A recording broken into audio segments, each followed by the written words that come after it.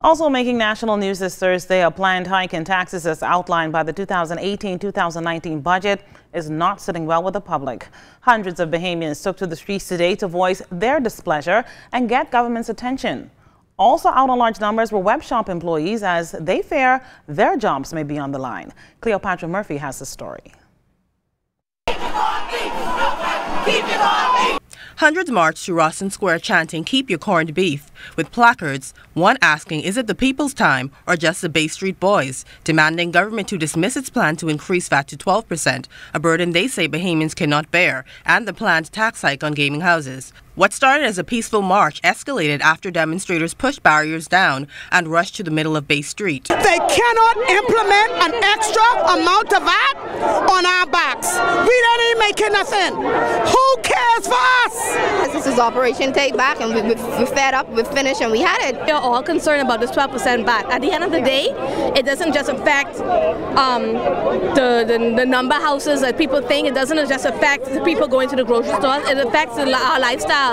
One of the organizers from We Rise, Cordera Ambrister, says the country cannot take a VAT hike, while the group's deputy leader says their concern transcends politics. We don't need no increase, especially for the poor communities, and also the 50% tax of the 50% tax rates of the number houses. I feel like that is totally wrong, because what you're doing, you're trying to cripple the economy, and you have so many persons employed in the number industry. You could say what you want to.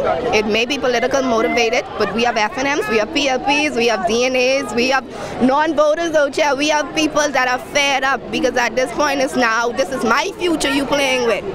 As the demonstration roared on, protesters also gained support from politicians, some standing with them and some just dropping by to show support, even if they do not agree. There's a major disconnect between their world and the world of average Bahamians, and that's a serious disconnect politically.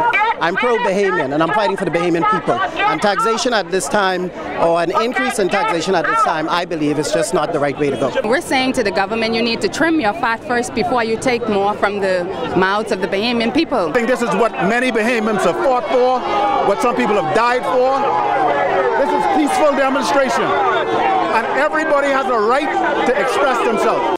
Other protesters say the country needs a new economic model, and the protest will not end today. I understand that this government might be trying to do what's economically beneficial in the long run for the Bahamas, but I don't think they understand the social repercussions that can come as a result of this. The model of economic development pursued by both governments is not in the best interest of the Bahamian people. If the 12% is not reversed within this week, if the 12%, and if they don't negotiate with the gaming industry this week, we'll be back.